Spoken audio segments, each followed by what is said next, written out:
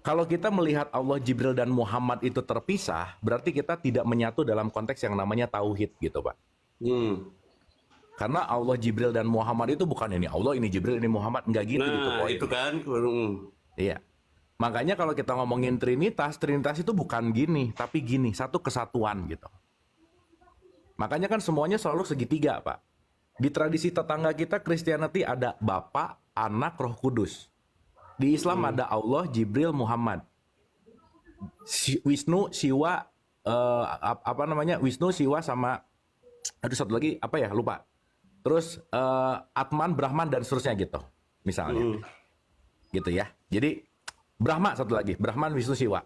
Nah, berarti tiga hal ini kalau kita melihat dalam konteks yang lebih esensial, ini nggak berbicara dalam konteks yang namanya personnya gitu loh, Pak. Saya kasih contoh dulu. Ada simbol, ada fungsi, Pak. Ya, kita penting untuk ngertiin dulu. Contoh-contoh. Jokowi itu simbol atau fungsi? Kang Ade. Ya.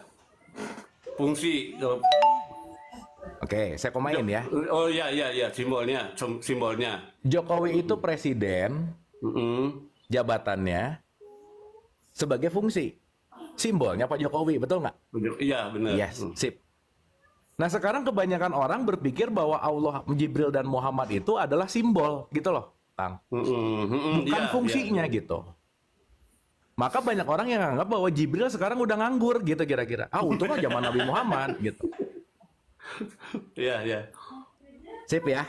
Oke. Akang nanti kapan-kapan lah kita bikin kelasnya, tapi ini kalau saya mau jelasin detail saya perlu 3 jam sih, tapi saya mau sederhana aja supaya dapat ke esensinya langsung gitu. Ya. Yang penting ketika kita ngerti bahwa yang namanya ada simbol, ada fungsi. Contoh. Kang maaf ya, Muhammad itu berarti simbol apa fungsi? Simbol ya. Nah gini, nama Nabi kita yang terakhir dalam konteks sejarah Nabi namanya siapa? Muhammad ini. Bukan Pak, namanya Ahmad. Ahmad. Begitu dia lahir sebagai Ahmad, udah langsung jadi Muhammad nggak kira-kira? Oh iya. Enggak. Maka secara simbol namanya adalah Ahmad, tapi dia berfungsi sebagai Muhammad gitu kira-kira. Sip ya? Iya. Oke, berarti Muhammad ini terletak pada identitasnya atau terletak pada kesadarannya? Kesadarannya ya. Makanya ketika syahadat itu nggak berbicara sosok gitu loh Pak. Anak Muhammad Rasulullah tuh bersaksi kepada siapa kan bukan kepada orangnya gitu. Kan harus bersaksi kan ketika kita syahadat, betul nggak? Nah, nanti itu kita dalamin lagi. Tapi yang ingin saya sampaikan dalam 3 poin ini, satu Pak, Isra Miraj adalah perjalanan menuju kepada Sidratil Muntaha. Sidratil Muntaha itu artinya sidrah itu ujung, muntaha itu kesadaran. Jadi kesadaran puncak gitu kira-kira. Iya. Sehingga pondasi menuju kesadaran nggak bisa enggak. Kita perlu yang namanya pengetahuan. Maka Allah menurunkan Jibril. Jibril itu artinya apa? Knowledge, Pak. Pengetahuan. Tuh maksud saya gitu. Sip ya? Makanya ketika di level 8 mau nyampe ke kesadaran, pengetahuan nggak akan nyampe kalau tidak dilampaui gitu Pak. Maka logik pengetahuan itu adalah pondasi kita semua, karena tanpa ini semua kita tidak akan bisa melampaui menuju kepada kesadaran gitu. Maka kalau aku nggak punya ilmu, apa yang mau dilampaui gitu. Makanya ketika Jibril bilang, sorry ya saya nggak ngikutin. Kenapa? Karena kalau kamu ketemu Allah, itu udah melampaui pengetahuan. Kenapa? Karena Allah ranahnya di ranah rasa, Pak. Karena rasa nggak bisa dilogikakan gitu. Dapat nggak, Mbak? Iya. Sip ya? Insya Allah. Makanya Jibril itu dari kata Jabarul. Jabarul itu artinya yang menjabarkan, Pak. Contoh. Sekarang saya tanya, berarti Jibril itu kefungsian dari bukan? Kemarin sebenarnya saya mau nanya, berarti kan ini harus dipecahkan kata Jibril itu. Nah itu benar. Iya. Jibril itu dari kata Jabarul. Jabarul itu yang menjabarkan, Pak. Contoh. Kalau misalnya Bapak lagi Kang Ade lagi pusing, lagi pengen punya pengetahuan.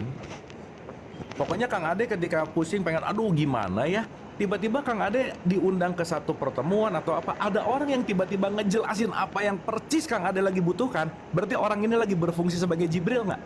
Iya. Yes.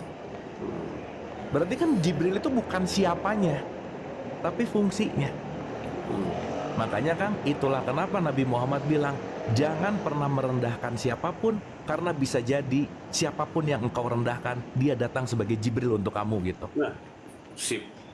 Masukin. Gitu. Dan rata-rata si Jibril ini datang ya kayak teman aja. Rata-rata Jibril ini datang di tempat-tempat yang kita nggak suka, Kang. Orang yang nyebelin, gitu.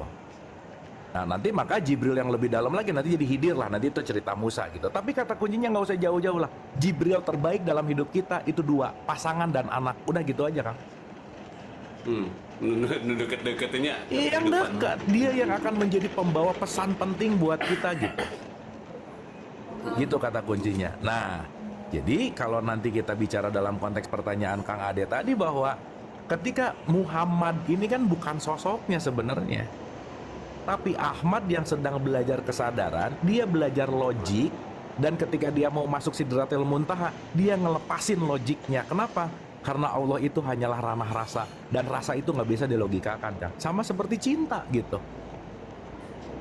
Nah tapi kalau nggak ada logik, jadi halu gitu. Jadi pengen kebal, jadi nyari kaya, jadi halu gitu. Kenapa? Karena nggak ada pengetahuannya gitu. Gitu Kang Ade. Dapat ya? Turun. Berarti setiap orang yang datang ke kita bisa berpotensi jadi Jibril nggak kira-kira? Iya pasti. Itulah Imam Ali bilang, undur makola, wala tandur makola. Jangan lihat siapa yang ngomong, tapi lihat apanya gitu. Karena setiap siapapun gini. Kalau di Qurannya itu Kang, di surat 297 ada, di surat 26192 ada, di surat 16 102 banyak lah. Nanti kita kalau mau ngupas dari itunya itu bisa didetailkan. Tapi intinya kita ngerti dulu secara pondasinya bahwa Allah, Jibril dan Muhammad, bahwa Allah mengeluarkan knowledge, makanya bentuknya kitab. Makanya kalau di Quran, zalikal kitab itu bukan buku, tapi pengetahuan gitu.